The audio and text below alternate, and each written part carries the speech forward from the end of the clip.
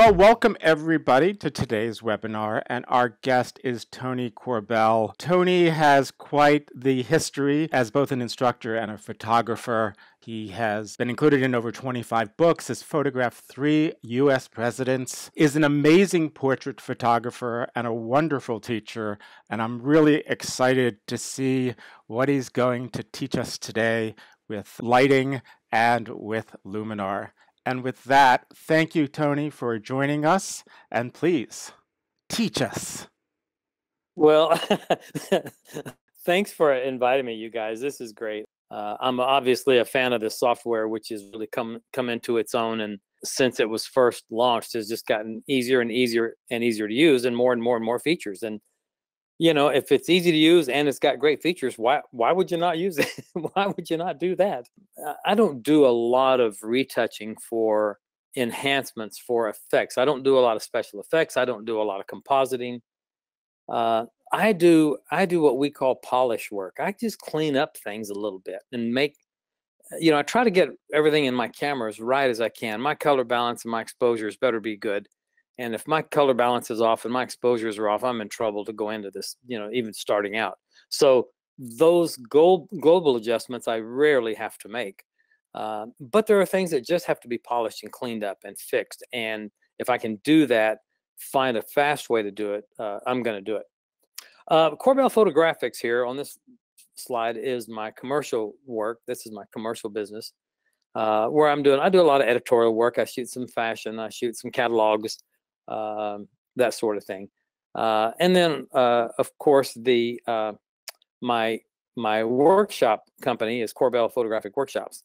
My great friend and business partner, Rob Hull, and I work pretty hard on creating workshops that people ask us to produce. We think we know what people want, but then we ask them, and then we find out exactly what they want, and that's what we do. So we do one, sometimes 2 big international workshops a year that go outside of the country. We are 1 year away, just over a year away from about an 8 or 9 day workshop in Tuscany. We did the first week sold out, so we just added a second week. And then next month, for example, I'm doing a 2-day workshop in my studio here in downtown Muskogee, Oklahoma. A lot of fun things that'll happen there. But we do workshops throughout the year, and you can just check us out at corbellworkshops.com. For those that don't know who I am or what I'm up to, this is my 38th year doing this. The first 25 years, it was all about portraits and weddings, and then it became more about commercial and advertising 12, 13 years ago.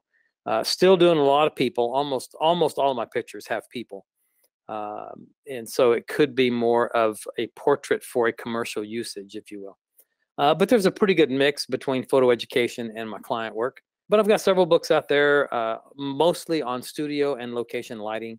I've been a featured teacher on Kelby 1, Creative Live. I've done 4 courses for Creative Live, which I'm so thrilled about. The audience is so big. First one I did, I think we had about 26,000 viewers live while we were shooting and teaching live. This was a year ago this month. Just north of Killarney in the southern part of Ireland, and this picture was really flat. I don't have the before on this one. Sorry, I should have put the before in. But this was the AI filter in Luminar, which we'll talk about in a few minutes. Truly saved a pretty average picture here, and really made a picture that I'm crazy about. Now, it's not a picture that everybody loves, but it's certainly a picture I like. and I got one frame as this guy went speeding by. So I'm happy that we were able to do something with it. This is some recent stuff. The one on the left, this lemonade stand, I just did this very recently, probably about 2 weeks ago, maybe, I think. Just a cute little picture called Making Money.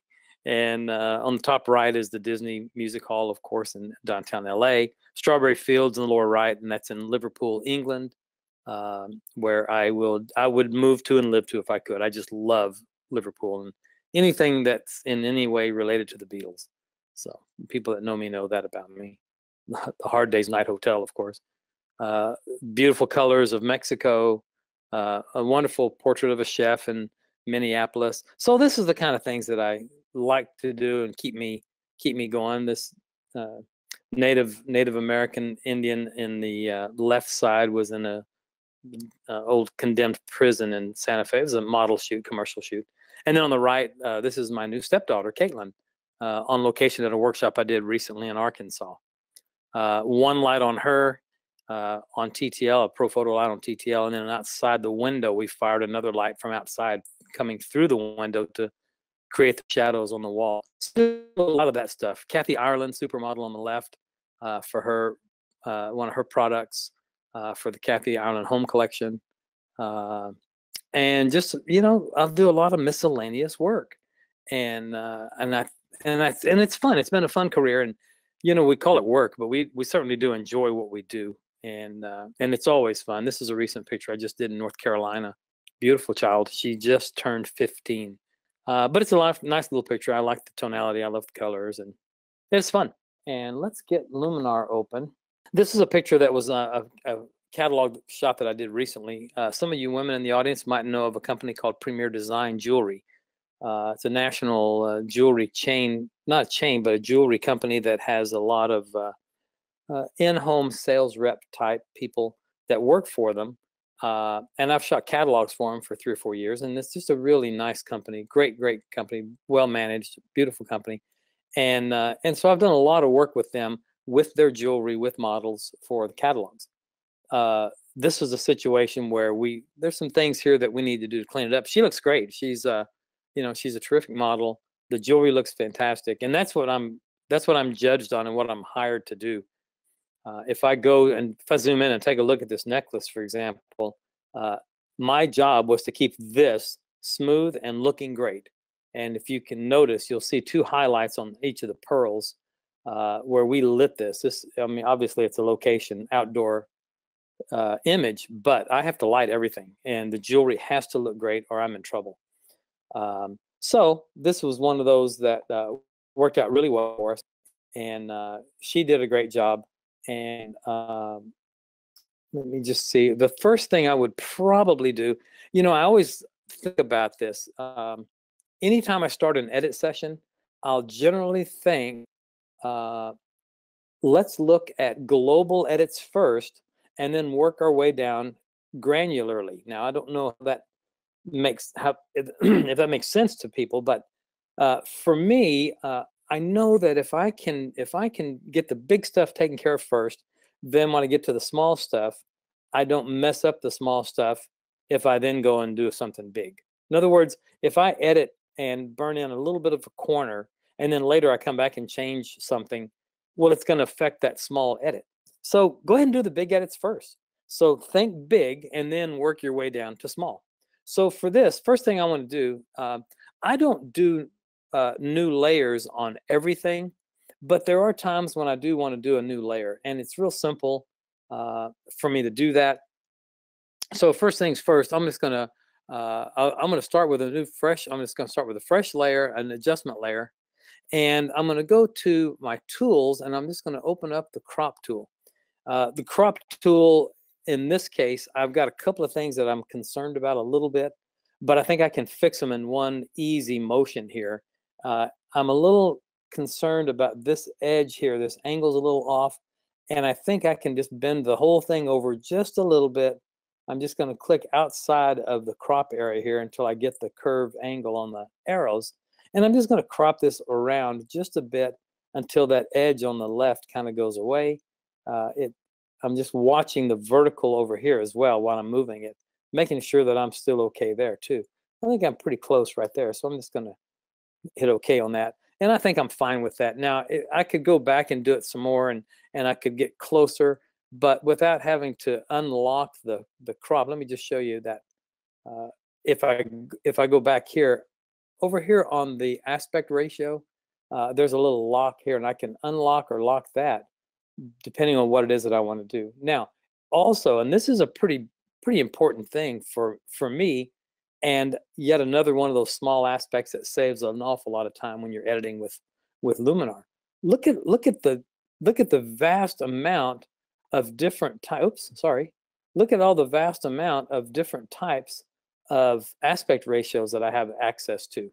16:10, 16:9, 7:5, 5:4, 4:3, square. all these different aspect ratios, including a Facebook cover, Facebook feed. You've got a lot of quick, one click and you're out the door kind of things. So it's really, really helpful to have, and it's all built in. It's all part of the program. It's pretty terrific to have it. Okay, so I think that's going to get me pretty darn close. I might come in let's just come in a little bit more. Okay, here we go. Let's just call that good. I'm click down on that and go back. So again, this is, at first glance, I'm looking at this thinking, well, there's a couple of things that I need to work on a little bit. She's got some wild hair. I'll take care of that hair in just a second.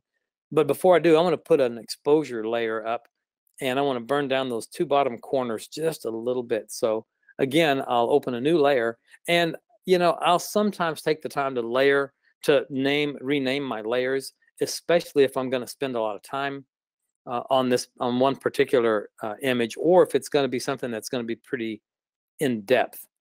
Then I would just click on the little settings tool there, and I would come down and rename, and I might just call this one exposure, and just call that good. Then I'm going to add a filter to that. So I'm going to come over to my filter catalog, which is quite extensive. As you can see, many of you that are here already have Luminar 2018. I would assume that you're not here because you don't have it. I would guess that most of you have this already, and you've looked around a bit. If you'll scroll down to the utility side of life and click on the exposure, just click on the exposure button, I'll take that exposure down just a bit, and I'm watching the entire picture, but I really am only looking at these two bright areas in the bottom. I'm just kind of watching those mostly. So I'm just going to bring that exposure down.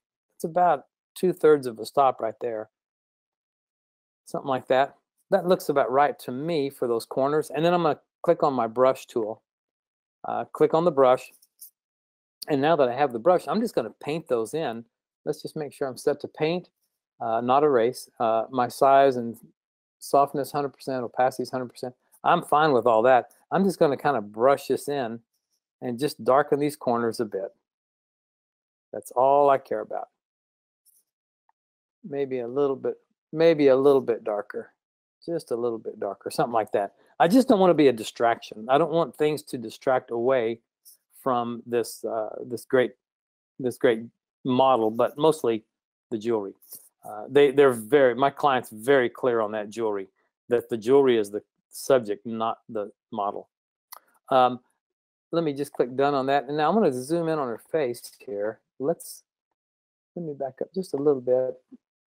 Let's just look at this hair. I want to work on this hair just a little bit. So in this case, I'm going to go add another layer to that, new adjustment layer. And I think I'll call this one, let's call this one crazy hair. Or, yeah, here we go. I guess I could learn to spell. There we go. Something like that.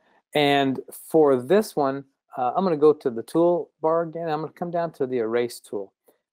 One of the great features in this software, and I use it all the time, is that eraser. And that eraser really does a pretty amazing job on cleaning up.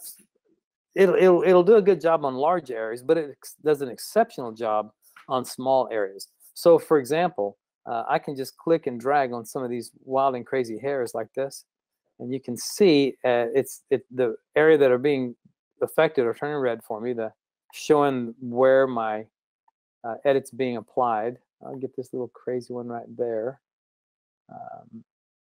I don't want to take them all out because it kind of, if you do too much on hair, one of my mentors always said, you got to watch it because people will look like they have helmet heads, and you don't want people to have helmet heads, So I think that's pretty close. Let me just click on eraser and we'll take a look at it and see how we do there. It's just going to go through and it's working. It's looking for everything around it, and you can see it did a pretty nice job of all those little wild hairs and cleans them all up real nicely.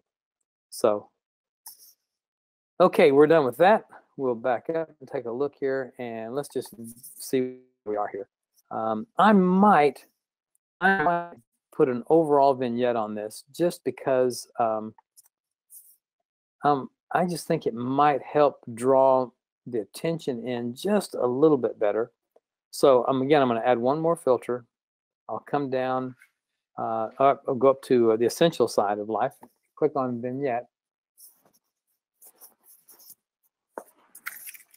and let me see here, 1 second. Come down to the amount, and I'm going to go to the left. I want it to be darker, not lighter. If I go right, it gets lighter. If I go to the right, to the left, sorry, it gets darker. Bring it down, down, down, somewhere right in there. And again, you know, you can always back up, and everything's kind of non-destructive here, and you're not gonna do any irreparable harm here. But here's the thing: we can go to the quick preview and just see where we are, and did we gain anything? I think we're a little better off. I think the picture looks a little bit better. I think it'll fit within what the client wants a little bit easier. So for me, often it's about, you know, I'm standing next to my clients all the time on this stuff, and I'm shooting tethered on this particular kind of job. We're shooting tethered into the computer. The client's looking at, and they're making judgment calls all day long on the ones that they want to keep. And so what's great for us when we're on location working with me and my assistants, with Rob, if he's a tech, if he's running digital tech for me or whatever, that client is making those decisions and selections. Our color is good, our exposures are good, and they're making the final decisions right there. And we're putting those pictures in a folder on hard drives, and we're delivering them. So it's pretty great. It's pretty fun. Okay, so this is another one from the same shoot. And what I want to do here, just again, sit back, and before you grab your Wacom pen tool or before you grab your mouse, Lori's heard me say this a zillion times, and by now I'm sure Abba has as well. Give some thought to what you're going to do before you start just editing. Now I see this little spot where a limb was cut off that tree. That's making me a little bit nutty. This little hot spot behind her head, well, that's probably a car, you know, piece of chrome from a car picking up sunlight accent, you know, highlight from somewhere. This is a little hot. The whole background's hot. The art director on this really liked this hot looking background. I never was a fan of this background, so I'm going to fix all of that. Globally, there's not really a lot I want to do, but I am going to brush the entire background down. And I'll probably, well, let's just put a crop on it first. Let me just crop this a bit. I think I want to be a little bit tighter. So I'm going to just lock my aspect ratio so it's the original format. And I'm looking at my rule of thirds here. I've got the rule of thirds cropping guide in position, and I'm bringing her down just right up in here. I don't know if I'm gaining much by showing her jeans on the bottom, or if I can stop at the edge of the red. I think I can probably stop at the edge of her top and be okay. Probably somewhere like that. Let's just take a peek, see if we like that. I'm okay with that. So I think I'll do that. So now let's go ahead and start. I'll add an adjustment layer again. Pardon me. And first things first, I've got to take care of that that background area. So I'm going to come down to my exposure again. I'm going to take that exposure down. I'll try to be quick about this. And I'm just visualizing the background here. This is giving me an overall, but I know I'm going to brush this. So I'm going to go to a brush. I'm going to use just the brush tool there, and I'm just going to start painting it down. I'm just going to bring it down all the way around. If you get a little bit sloppy, it's okay. It's not going to be too critical here. I think you can survive. And then once you get that over there, you can take a look and see if you're, you know, maybe I can bring it down just a little. I'm just over a stop darker on my background. I think it was too bright by stop to start with. My client really liked it light that day. She really wanted it lighter, so we gave her a lighter background. But I'm a little bit happier with that one. So I think that would be the first. That would be my first. That would be my first stab. And again, you can look at this and make little decisions on things that you might want to adjust and change. I'm just going to come down to the erase tool again real quick, and I'm just going to hit the spot right there on that limb. I'm going to take care of that little guy right there, like that. That will make, those two things right there will make me a lot. Those same things will make me a lot happier. Just getting those toned way down, get them out of the way, something like that. Now, as you start editing and as you start going through these pictures and you really start working on your images, you know that you all have your own taste. Some of you really like things to be polished and really like things to be worked over a bit. And that's fine. There's nothing wrong with that. You guys are in charge of your work. And that's for me, the thing that makes us all so appreciative of what we get to do is that we're not here to please all the other photographers of the world. I'm here to please myself and my clients. If you guys like what we do, great. If you don't, great. It doesn't matter. We're going to do it anyway. So you get to pick, and you get to decide how much you want to do here. Okay, well, I'm going to stop with that one. I've got so many things. Yeah, Tony, let me ask a question, because it seems like jewelry is, two questions actually. Jewelry seems to be a primary focus in the last two images. Do you ever go in and do any kind of sharpening or punching up the structure of the jewelry to make it pop a little more? I do occasionally. I'm glad. That's a good question. I do occasionally, not a lot, but I might come in here like on this one, for example. Let me show you the way I would do it. Everybody's got their own way how they like to work and certainly work with these tools. If I come down and add sharpening to this, when you do this, you've got to really pay attention to what you want to do and how you want to do it. For me, it would be about bringing up an amount of sharpening fairly high, and I would do more than I would normally do. And if you can see here, if I move the radius slider to the right, it's really getting crunchy. And so I would bring it back just a little bit. But again, I wouldn't do this to the entire picture. I would bring that in.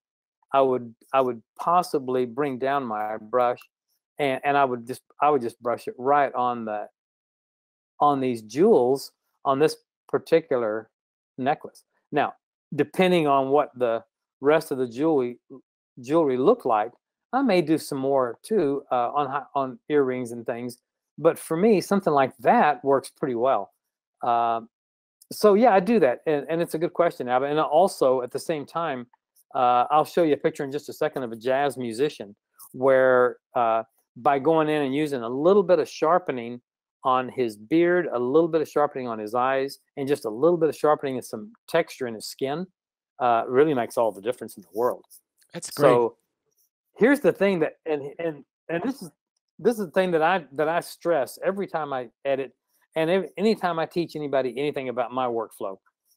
If it takes me more than 2 minutes to make an edit, to finish from start to finish, it's taken me too long. I've got to be able to work fast. I don't have the luxury of, I can't take an hour and a half, 2 hours to edit this session. I've got to be able to knock every image out in 2 minutes, 3 minutes. Now, if I was doing very, very low volume, high end work where I've got, one photograph of a family of 5 and it's going to be a 30 by 40, I'll spend an hour editing that thing. But for much of what I do, I can't do that. I don't have the time. I don't have the luxury of time. So I try to be pretty fast. You guys know me by now. I try to get on with it. There was one question from the very, very first shot that you took of the guy on the horse and carriage. And it was, you had mentioned you had grabbed that shot very quickly. What was the situation in reference to like a release for that? Did you have to chase him down for a release? Is that a situation where you don't get that? That was the question. I don't have a release for it. That's a picture that I won't do anything with commercially ever because I don't have a release for it.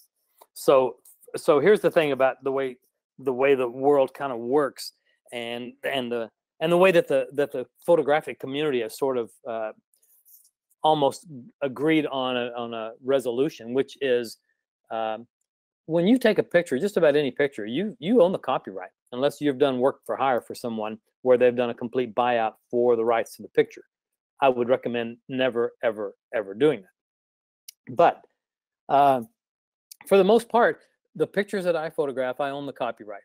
However, it doesn't give me the right to sell things commercially, especially without a model release. So for him, I can use those pictures for self-promotion.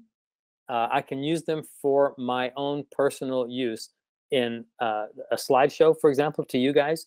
But what I can't do is I can't do an ad for come visit beautiful Ireland and have that picture in the ad, for example. I can't make money off of the use of that image in a commercial application. I could, however, use that image without a model release to illustrate a story, but not to advertise anything.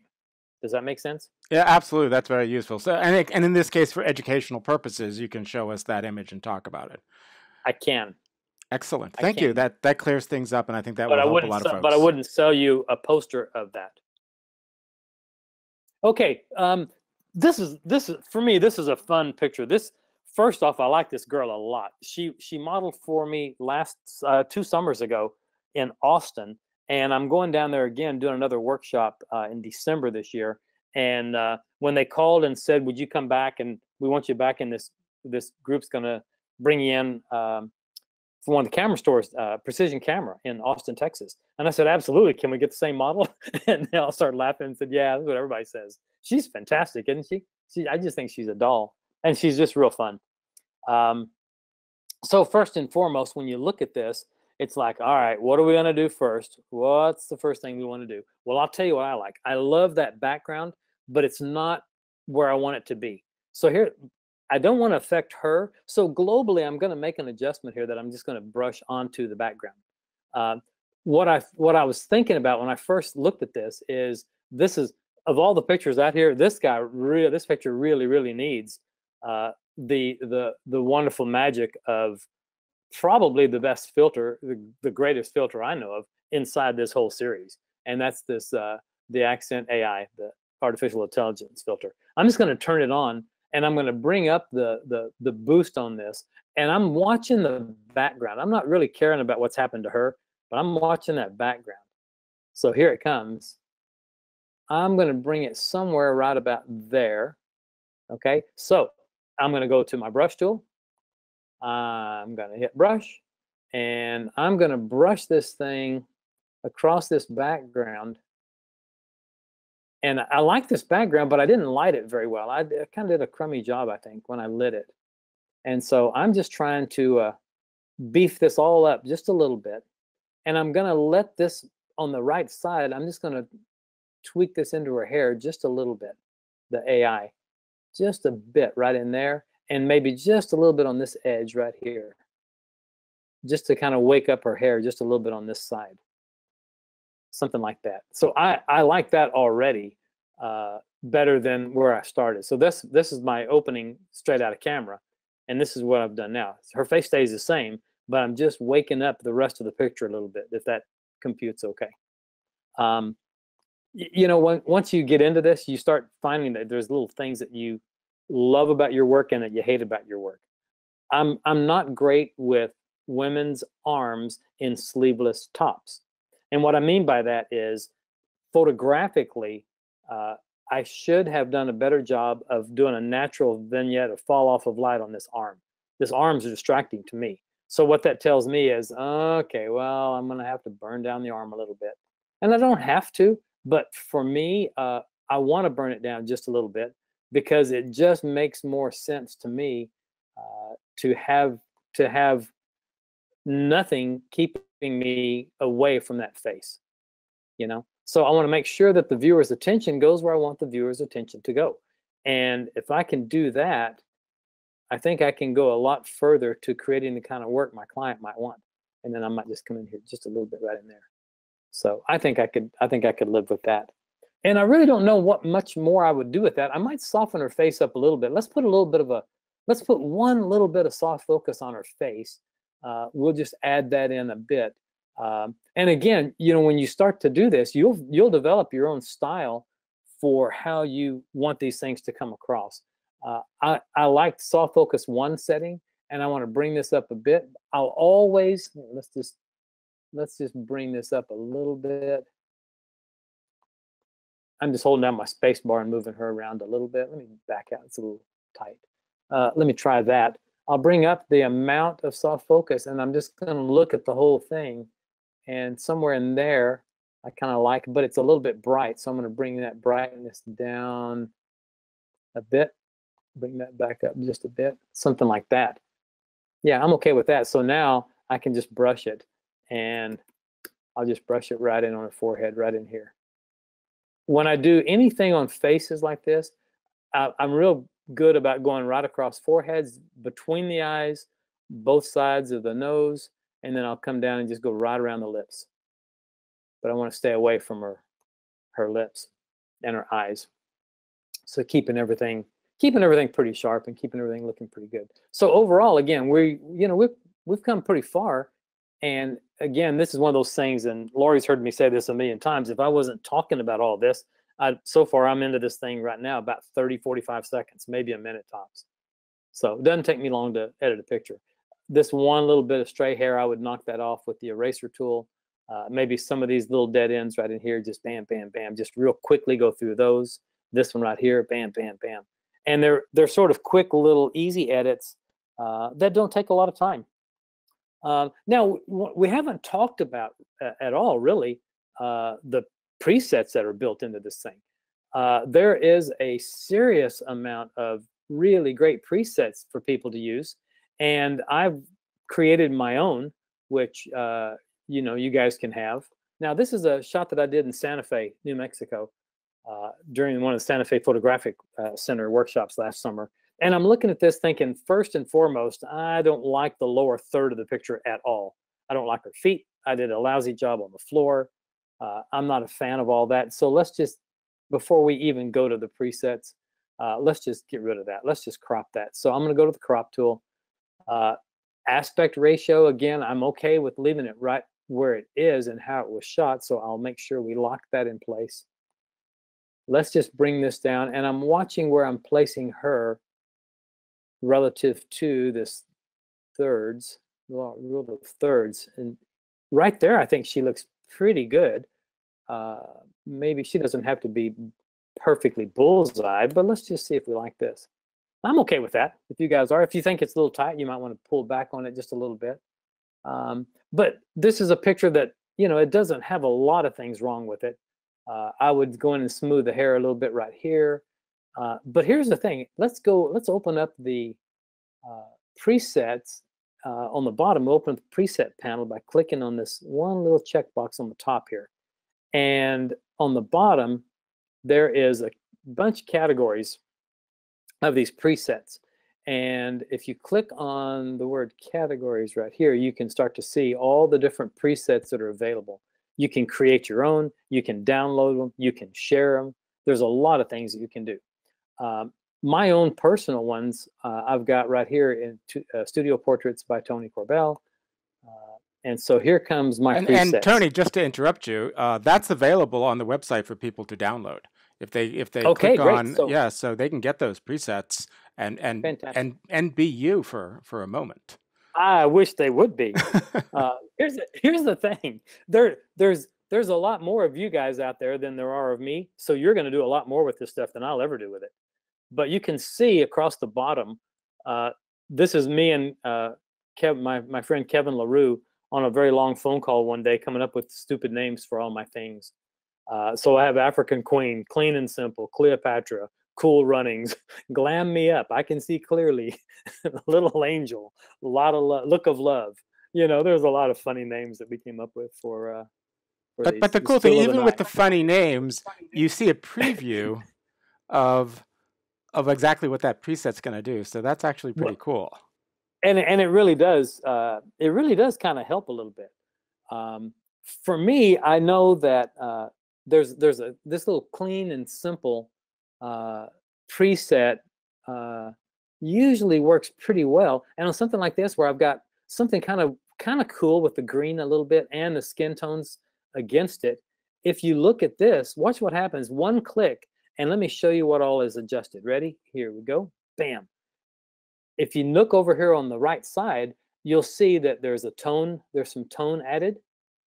There's a little bit of structure that's minimized, but it's been boosted up on the boost side. Softness has come up a little bit, and then there's a little bit of a vignette to the lighter side. All of these little small tweaks that you can do once you open a preset, it doesn't matter whose preset it is, you can open a preset, go in and make minor adjustments to that. So you're not going to see one that's perfect, but you'll get one that's close. It'll rough it in for you and get you close. And that's, golly, that's seriously, those are big time savings, folks. I mean, a lot of people don't recognize the immense time that gets saved. But I'm pretty good with this. I am disturbed by one thing. Her face looks to me to be a different tonality than her skin. It's almost like she laid a towel over her face and went and laid in the sun. She's got this good tan all over, but her face seems a little too cool to me. So I would go, first things first, I would go and I would add another adjustment layer. I'm going to add a filter. I'm probably brilliance and warmth. Well, I'll come down to brilliance and warmth, and I'm going to go to the warm side for sure. And I'm just looking at her face mostly. As I move this, you can see how everything, globally, everything's getting warmed up. But I'm mostly just watching out for her face. And I'm bringing her face up to where I think it might match the rest of her skin and the rest of the picture. So something like that. And then I'm going to brush that on just real easy and calm like. I'm just going to lower my brush a bit. And I'm just going to give a little bit of a wipe of that around her face. Just like that. Now, again, this is all stuff that I can do so fast, so quick, so easy. And it's so much less,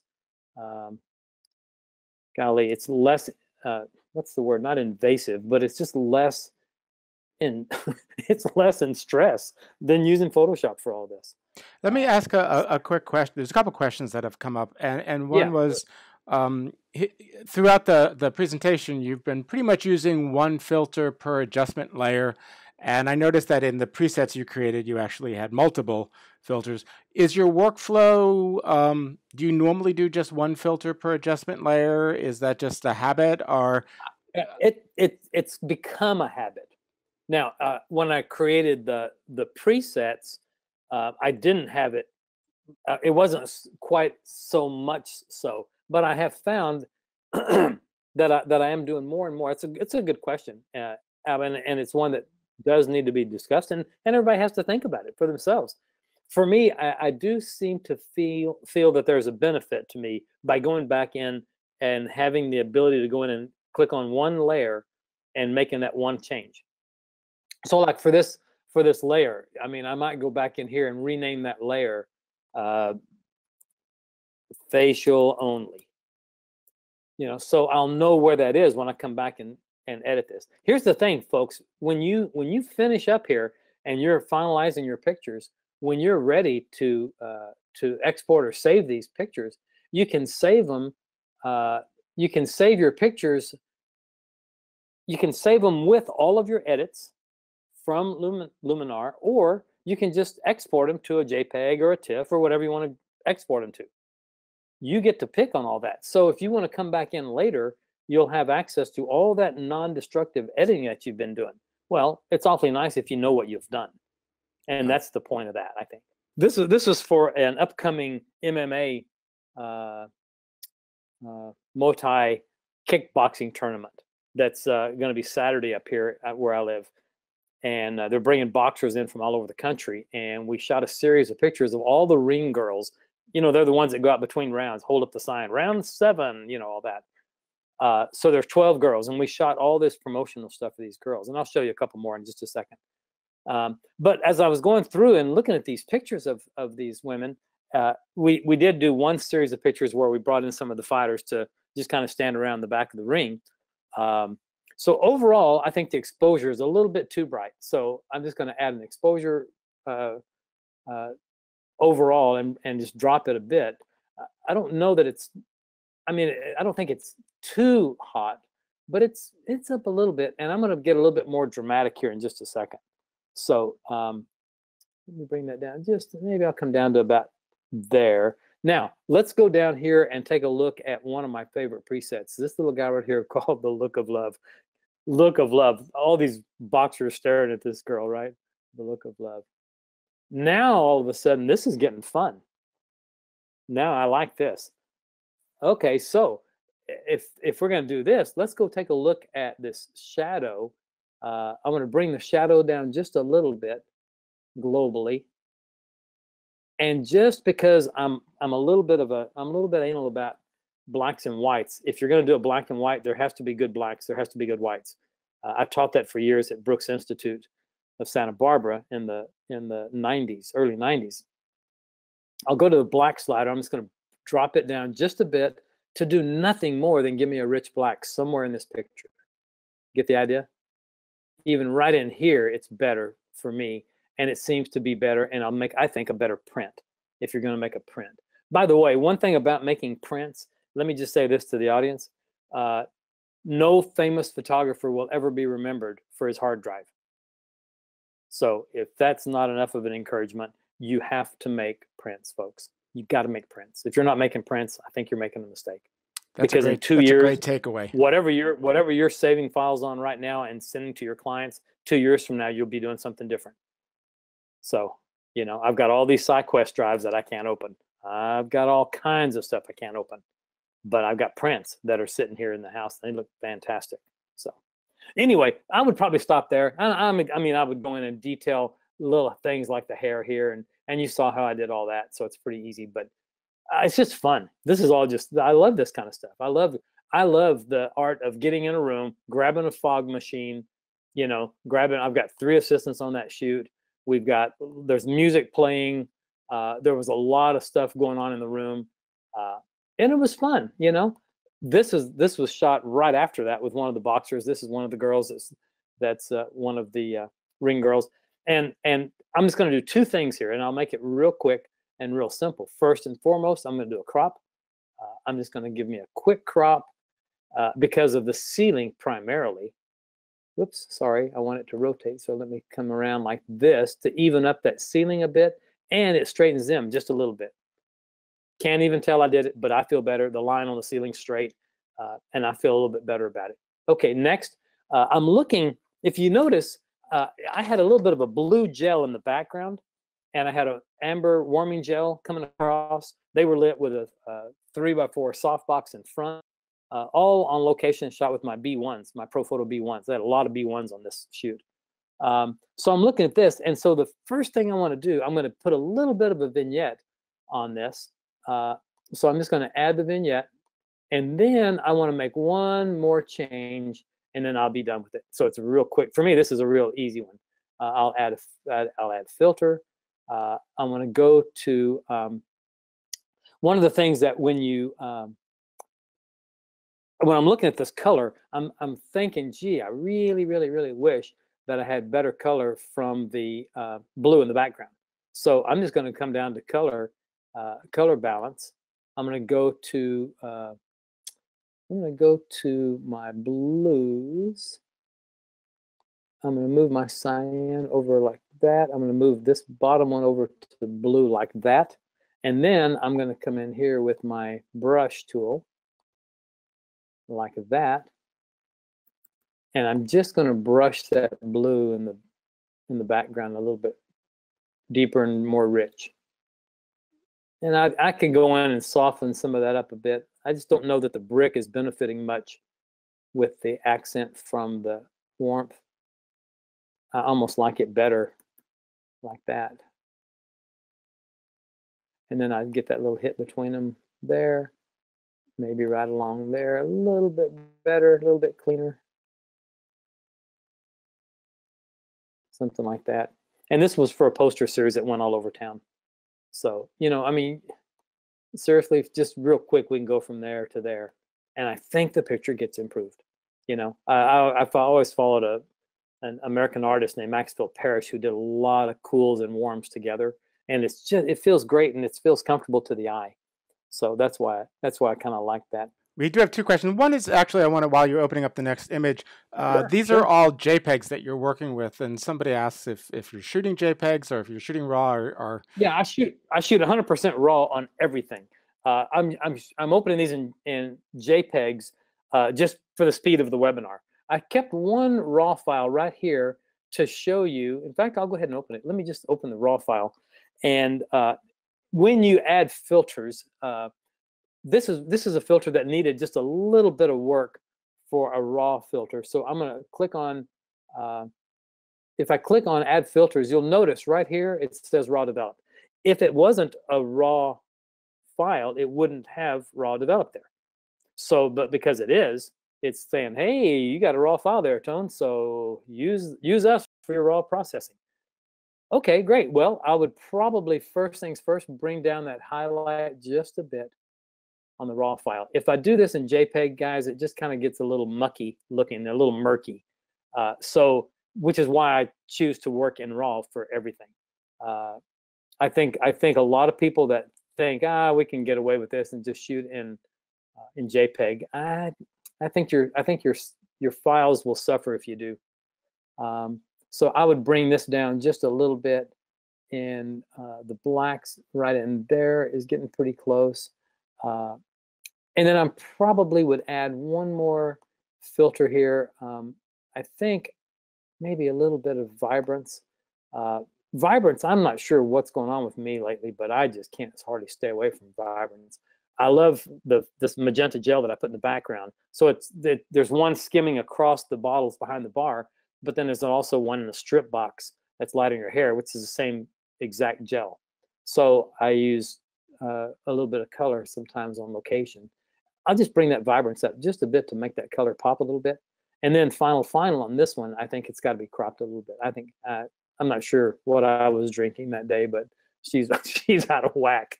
And I think it's almost more of a square image. So let's just go look at the crop, and let's come down to square and see if we like what we can do here. Maybe bring her in that quadrant right here within the rule of thirds. Maybe drop her down let's just see if we like that. I think I could live with that. Here it is, full screen. I think I could live with that. So as you can see, my raw adjustment there was nothing more than bringing down the highlight just to make sure that there's good detail in her skin, and then just popping that color just a little bit. One last thing I want to show you, and then we'll take some questions. Let me show you my this blues player. I really like this blues player from Atlanta that spent his working years in a machine shop, but he loved playing the blues, and he loved playing I think he was a trumpet that he played. One quick crop will get us started quickly here by rotating around. I want to get rid of the chair in the lower right corner, so I'm going to go ahead and spin him just a bit to straighten him. Then I'm going to bring this in just a little. He's electric almost with these eyes and something like that. I have no problem cropping into his hat a little bit. Some people are a little bit freaked out by that. They have a real problem with cutting into something like that. For me, it's not a big deal at all. Now, if I go to 100%, you can see sharpness. I've got plenty of sharpness.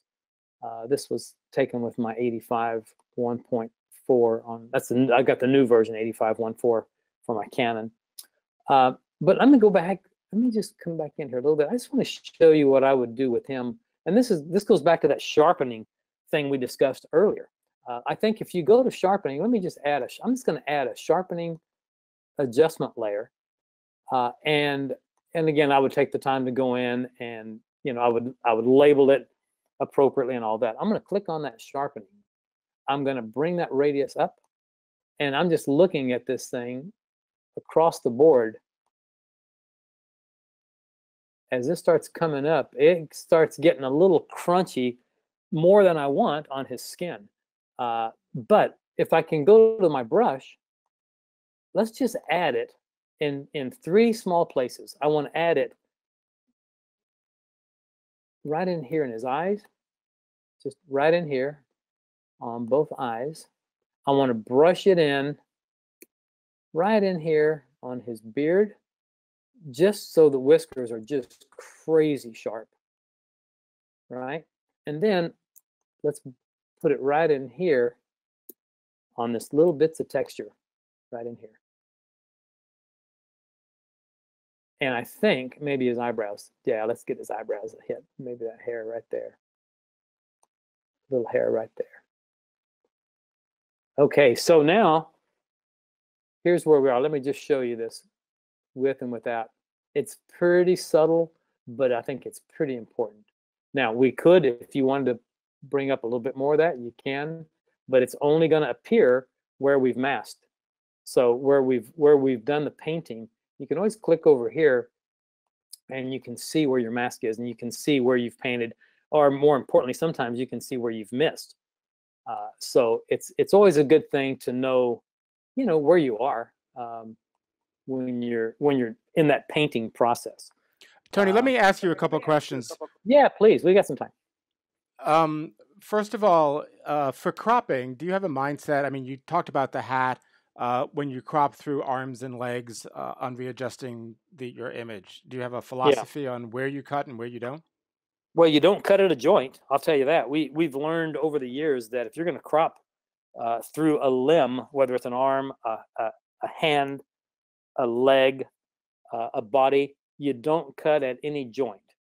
You cut above the joint or below the joint, but you don't cut at the joint. One thing that I have learned too, I can live with cropping in the hat. What I can't live is with his eyes and his face not in the proper position in the frame. So no matter what happens with arms, hair, legs, big hair, whatever, you've still got to put the face in the right part of the frame. Now, here's where this was a problem. I don't know how many of you guys in the audience graduated in 1981, but in those days, in 80, 81, 82, high school seniors in 80, 81, 82, all wore their cap and gowns with their caps all the way back on their head. The girls did, not the boys, with the cap all the way back on their head, bobby pin on 20 bobby pins, and the point of that flat board standing straight up, pointing straight up. There was no way to compose photographing a 17-year-old high school girl without cropping out that or having her face so low in the frame. It was terrible. And I remember one year saying, I'm not doing it anymore. All you girls that come in here, hold your cap in your hand, and here are 4 different ways of holding the cap. Because I got tired of cropping off their heads. So I don't know if that helps or not. Well, no, it's a great story. And well, I'm going to bring age into this because we did have a question how you would work with older models to do any kind of skin correction, improving the skin structure of older models. I think you have to do it with a very soft touch.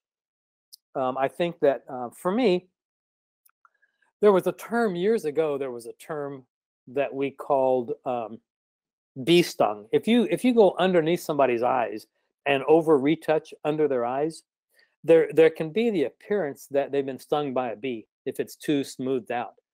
I see an awful lot of young photographers that the fact that people know how to use Photoshop is one thing. The bad thing about that is just because they know how to use Photoshop doesn't mean they know how to retouch and how to edit. Knowing all the tools in Photoshop or in Luminar is one thing, but knowing when to apply them, how not to apply them, and how not to overdo them is the challenge. I would just say find a way to just say no and maintain a little bit of control when you make your edits. Pull back just a bit, hold back resist the temptation, resist the urge to over retouch that skin on those young models. I see so many young models that have great skin that are so over retouched and so smooth that it's ridiculous. And the same with mature subjects. When you ask the question, the answer has to be, I want to soften things a little bit, but I don't want to make their lines go away. I don't want to get rid of the character in the face, and as a trade out to try to make them look or appear younger or better. I want it to look like they look. And often you can go in and do a shadow adjustment and lighten the shadow. Go to a small brush, and you can just brush right into, with a small enough brush, you can go right into the shadow and lighten just the shadows a little bit on some of those wrinkles. Now, here's a conversation that has to be had at some point. What does a wrinkle appear as? I'll guarantee I can't see the chat room, but everybody's saying, well, wrinkles appear as shadows. Okay, great. They do on Caucasian skin, but on dark African-American skin, wrinkles appear as highlights. So what are you going to retouch? You're going to retouch the shadow or the highlight? Well, I don't know. What's the color of my subject? So those are the conversations that we have to have, and those are the skills and the techniques that we have to master if we are going to succeed and climb to the top of the pyramid here. You want to be at the top of your game, you've got to know how to deal with all these situations.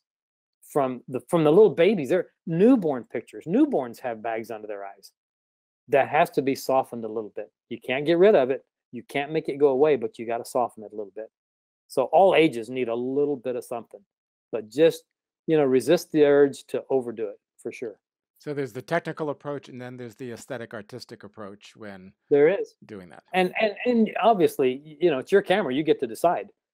And ultimately, you're the one that's going to make the decision. But I know that what I want is I want somebody to look at my pictures and say, man, I've never looked better. But I don't want them to know what I've done. It's just like liquefy. If you've got someone that's put on a little bit of weight and it's a little bit heavy, if you over liquefy them and make them too trim, you're not doing yourself any favors, and you're really not doing them any favors. You're making them not quite look right, and you're making yourself look a little silly because you're forcing them to look like you think they should look. I'm not sure that's the right way to do it. I think we need to use a real soft hand on that. I think one of the last questions we have that we haven't gotten to is a little bit about your stylistic use of gels when you're shooting. Mm-hmm. Yeah, there was a time in the mid '80s, late '80s, where gels were used a lot, but it was primary gels that were used often. Primary colors of gels: primary reds, primary blues, Roscoe 81 blue, Roscoe 26 amber. I use gels a little bit now, a little more sparingly, but I use them for a couple of reasons. I'll use a gel to add interest to a picture, but not to be the picture. If I'm photographing an annual report for an oil company and I'm in a warehouse in Topeka, Kansas, and the warehouse is awful. It's just that the cement on the floor is chipped and cracked and the paint's faded. The background wall is a bad cinder block wall, stuff like that. I'll use gels to help make a really ugly warehouse look better, or to put just a little tiny hit of an interest behind somebody. Like on this guy right here that's on screen, I could have put just a little bit. I could use a brush and I could have picked a color right in here, and I could brush just a little bit of color in that accent, and it might have just a little bit of interest. But I don't really need to do a gel on it. I don't really need to light him up with, a strong, overpowering blue. Just a little hint of color to almost make the viewer appear like, oh, I see the color on the background, merged over into his face, something like that. One last thing on this guy, by the way, that I didn't do that I for sure would do, because I normally would do something like that. I want to add one filter to, let me just add one vignette here. And it would probably be a pretty strong vignette because I wanted to outline the hat. So I'll bring my vignette down, and you see as I get down in here, look how the hat has a little bit of an outline. And that makes the hat a stronger part of the story, I think. And so, my great friend, Arthur Rainville, who's up in Massachusetts, he's on the Cape Cod area. Arthur one time said, a photo is of someone, but a portrait is about someone. And so you really need to get to know people a little bit and talk to them a little bit and know a little bit about their situation. You do that, you'll do a much, much better job in creating a portrait for them if you know a little bit about them and you can tell a little bit more story. This hat must have meant something to him. He brought it to the session. So I don't know what it means to him. I didn't get that far with him. I didn't have him that long. But I know that, okay, by darkening the corners and leaving a little bit of a halo around the hat, like right there on the top right, I think I can draw more attention to the hat that way. Why not? I think that's a great story. It's a great way to close out the webinar, because this image really does pop much differently. Could you show us the before again, just to see? Oh, yeah, sure. Here's the, let me hit done on that so I can free up myself here. Here's our before, and there's the after on that. Yeah, it's wonderful. It's really a few subtle changes, but it dramatically changes not a lot. The whole sense of the image. Full frame. It's just he's just an interesting. I think he's got an interesting face. Uh, he's got obviously these eyes that remind me of Smokey Robinson. I've sat down twice next to Smokey Robinson on airplanes. Isn't that funny? But he's got the same smoky, clearish, grayish, bluish, greenish eyes. Very odd eyes. So Well, that's anyway, great. yeah, Well, Tony, that was a plethora of information. Really appreciate a lot of the you bet. aesthetics things that you brought to I think that the you game. guys have done, Abba, you guys have done a masterful job of creating a lot of videos with great content. All of you have, and there's a lot of great tools in this software that I don't use. I don't get to them, so we can't go through in an hour everything. I can't give you uh, a full swipe across the entire product line, product range. I Oh, just know what I absolutely. use. And I know that I use what I use because it helps me to be better, faster, and easier. And and boy, does that help, you know? And I think that's the value of bringing in photographers like yourself because everybody has their own unique style and you use a specific set of filters to achieve the results that you're getting. And that's what people want to learn about is what filters work for you, what adjustments, what are you thinking about when you're cropping or when you're lightening or darkening an area. And I really appreciate you telling us a little bit about what goes on in your head when you're working with these images.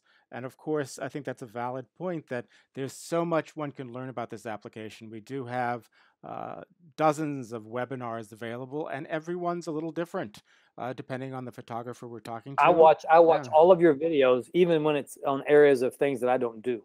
I don't do much HDR work at all, and I've watched every single one of the HDR videos. Because Well, because for no other reason, I need to know what's possible. I don't know a- when I might need it, but I'm going to need it at some point. and you I know, think that's the trick is keeping the secrets in our back pocket for when we need them, or keeping the that's it. techniques in our back pocket when we need them. Well, You Tony, got to be able thank to, you. you got to be able to pull them out at will. So Exactly. Well, Tony, thank you so much for giving you us bet. some of your time and sharing some of your images. And I think people will walk away motivated and willing to shoot a little differently and definitely process their images a little differently. So Well, thank I'm you glad to do again. it. You're so welcome. Thank you guys, and thanks everybody for joining me today.